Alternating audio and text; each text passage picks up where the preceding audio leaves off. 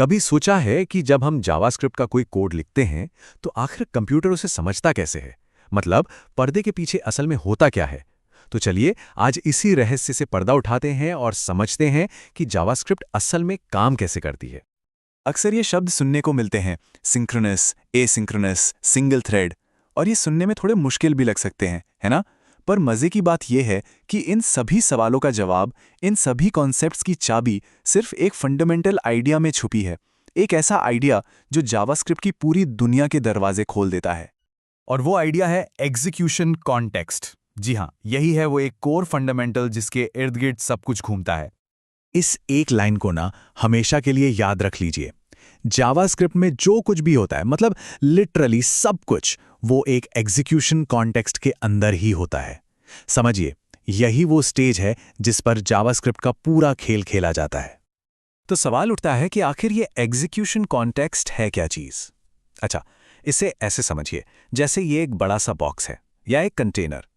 जब भी कोई जावास्क्रिप्ट कोड रन होता है तो सबसे पहले जावास्क्रिप्ट इंजन इस बॉक्स को तैयार करता है और फिर हमारे सारे कोड को उठाकर इस बॉक्स के अंदर रख देता है ताकि वो आराम से सुरक्षित तरीके से चल सके।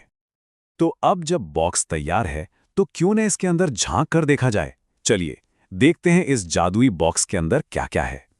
तो इस बॉक्स के अंदर हमें दो मेन हिस्से मिलते हैं, एक है मेमोरी और दूसरा है कोड।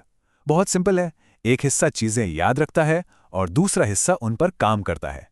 कह सकते हैं कि ये जावास्क्रिप्ट का दिल और दिमाग है और ये दोनों मिलकर ही सारा काम करते हैं। तो चलिए अब इन दोनों को, मेमोरी और कोड को, थोड़ा और करीब से देखते हैं।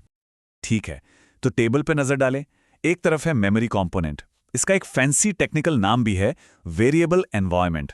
इसका काम सीधा साधा है, जितने भी वेरिएबल्स और फंक्शंस हैं उन सब को स्टोर करना, मतलब याद रखना। जैसे x की वैल्यू 5 है या कैलकुलेट नाम का एक फंक्शन है, ये सब यहीं स्टोर होता है। और दूसरी तरफ है हमारा कोड कंपोनेंट, जिसे कहते हैं थ्रेड ऑफ एग्जीक्यूशन। असली एक्शन यही होता है। यही वो हिस्सा है जो कोड को लाइन बाय लाइन एक एक करके पढ़ता है और चलाता है। अब ये जो थ्रेड ऑफ एग्जीक्यूशन है ना, ये एक बहुत ही सख्त नियम पर चलता है, एक गोल्डन रूल कह सकते हैं। और इसी नियम की वजह से हम जावास्क्रिप्ट को कहते हैं सिंक्रोनस, सिंगल थ्रेडेड। याद है शुरू में यह सवाल था? इसका मतलब बस इतना है कि जावास्क्रिप्ट एक बार में सिर्फ एक ही कमांड चला सकती है, बस एक। बिल्कुल वैसे ही जैसे कोई इंसान एक लाइन में अपनी बारी का इंतजार कर रहा हो। जब तक पहली लाइन का काम पूरी तरह खत्म नहीं हो जाता, वो अगली लाइन पर बढ़ेगा ही नहीं। तो सोचिए ये कैसे काम करता होगा। थ्रेड आता है कोड की पहली लाइन पर, स्टेप 1। फिर वो उस लाइन के कमांड को पढ़ता है, स्टेप 2। फिर वो उस कमांड को पूरी तरह से चलाता है जब तक वो खत्म ना हो जाए, स्टेप 3। और सिर्फ तभी वो अगली लाइन पर जाता है, स्टेप 4। यहां कोई शॉर्टकट नहीं है, कोई मल्टीटास्किंग नहीं, बस एक के बाद एक, बिल्कुल सीधे तरीके से। ओके, तो हमने अभी अभी काफी कुछ कवर किया।